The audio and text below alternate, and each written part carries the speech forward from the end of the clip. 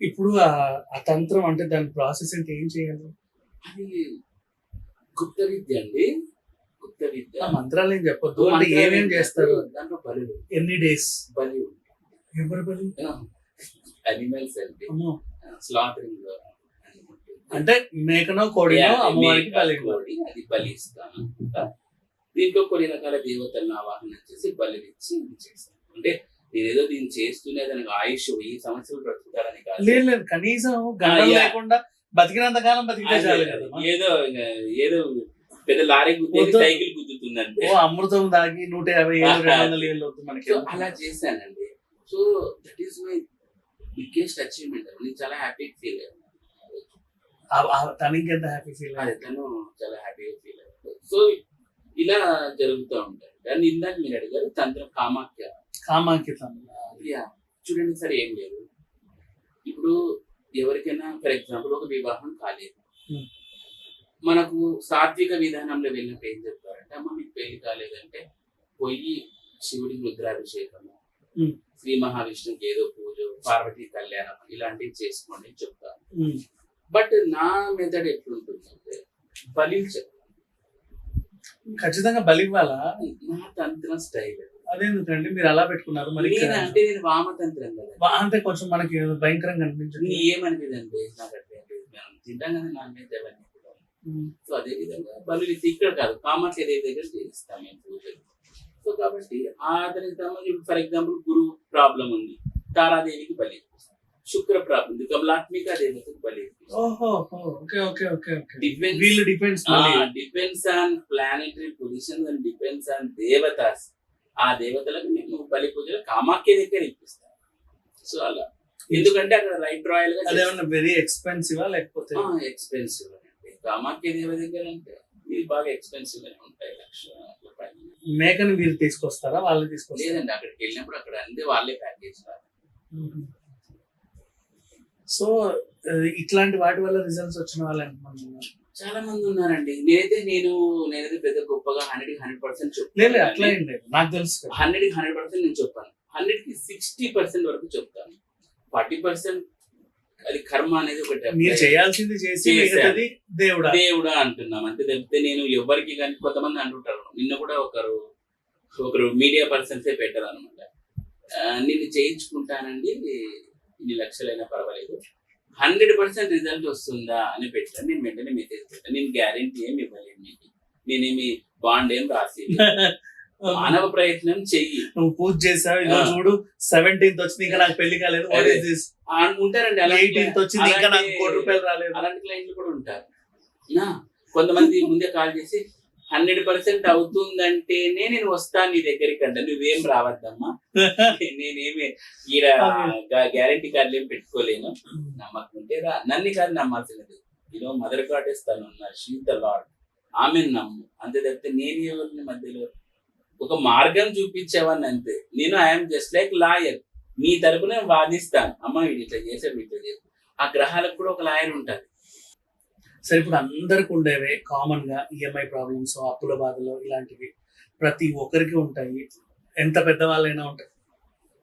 Like మహా airlines వ్యాపారాలు చేసే వాళ్ళకైనా ఉంటాయి. నేను అడిగేది ఏంటంటే, బేసిక్ గా అప్పుల బాధ నుంచి బయటపడడానికి మీ దగ్గర ఏమైనా ట్రీట్మెంట్స్ ఉంటాయా? ఆస్ట్రాలజికల్ ట్రీట్మెంట్స్ అయితే తంత్ర మార్గంలోనే ఉంటాయి. ఏం చేస్తారు? దీనికి వచ్చేసి రుణ విమోచక బగలా తంత్రం అనేది ఒకటి ఉంటుంది. రుణ విమోచన బగలాముఖి దేవత ఉన్నారు కదా, కుజగ్రహానికి అధిష్టాన దేవత బగలాముఖి దేవత. ఈ దేవత ప్రధాన టెంపుల్ ఎక్కడ? బగలాముఖి మనకు హర్యానాలో ఉన్నారు. ఓ మై గాడ్, హర్యానాలో. మన కామాఖ్యలో కూడా ఉన్నారు. కామాఖ్యలో దశమహావిద్యలు ఉన్నాయి కామాఖ్యలో. సో ఈ బగలాముఖి తంత్రం ఎందుకు చేయాలి అంటే, చూడండి సార్, ఏ వ్యక్తి అయినా అప్పులు చేస్తున్నాడు అంటే మేజర్ గా కుజుడు ట్రబుల్ ఉంటుంది. కుజుడు లేదా వాళ్ళ జాతకంలో శని బుధుల కలయిక ఉంటుంది, లేదా శని శుక్రుడు ఉంటది, శుక్ర దోషం ఉంటది. ఈ ఉన్నప్పుడే వాళ్ళ జాతకంలో అప్పులు చేసుకుంటూ ఉంటారు అనమాట. ఈ అప్పుల నివారణకి మేజర్ గా మనకు కుజుడే అధిపతి కాబట్టి ఆయనకు అధిష్టాన దేవత అయిన బగలా దేవతను పూజ చేయడం ద్వారా అప్పులు క్లియర్ అవుతాయని శాస్త్ర ఉవాచ. సో మీరు చేస్తూనే ఇంక అప్పులే ఇక్కడ నుంచి పుట్టుకునే అట్లేం రావు మరి. అవి ఎలా క్లియర్ ఆఫ్ చేయాలి అనే ఒక సోర్స్ ఆఫ్ థాట్స్ మీకు జనరేట్ అవుతాయి. దాని ద్వారా మీకు క్లియరెన్స్ అవుతాయి అనేది శాస్త్రం చెప్తుంది. ఓకే, ఇప్పుడు దాని పేరు మళ్ళీ చెప్పరా నాకు. రుణ విమోచక బగలా తంత్రం. రుణ విమోచక బగలా తంత్రం. యాక్చువల్లీ మేము మే ఇప్పుడు ఈ జూన్ 25 చేస్తున్నామండి. ఓకే, నెక్స్ట్ దాని ముందు మనిషి బ్రతకాలి, ఆయుష్ బ్రతకాలి అనుకునేది ఏంటి? కాలమృత్యు భేదతం. కాలమృత్యు భేద తంత్రం. సూపర్ తంత్రాలు ఉన్నాయి మీ దగ్గర, భలే ఉన్నాయి ఇవన్నీ.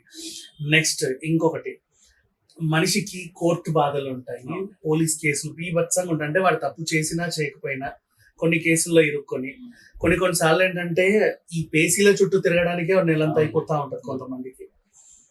ఇట్లాంటి వాళ్ళు అవతల వాళ్ళు వీళ్ళ మీద కేసు విత్డ్రా చేసుకోవాలన్నా, లేకపోతే అది కాంప్రమైజ్ గా రావాలన్నా, దేవుడు వీళ్ళు జైలుకు పోకుండా ఉండాలన్నా ఎలాంటి తంత్రాలు ఉంటాయి మీ దగ్గర?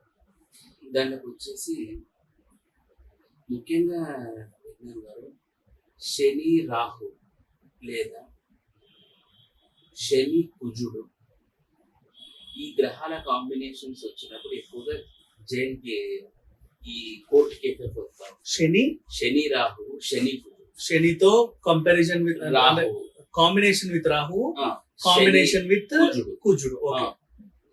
ఇవి కాకోకుండా బేసిక్ గా 6th 12th మొదటి 12 బాక్సెస్ అని చెప్పి కదా, 6, 12 ఈ భావాధిపతుల కలయిక వచ్చినప్పుడు కూడా మనకు గవర్నమెంట్ పరంగా చిక్కులు జరుగుతాయి.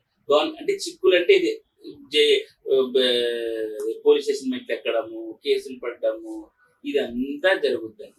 దీనికి మేజర్ గా వచ్చేసి మనకు డిపెండ్స్ ఆ దశలో ఏం జరుగుతుంది అనే దాన్ని బట్టి తంత్ర ప్రయోగం చేయాల్సి ఉంటుంది.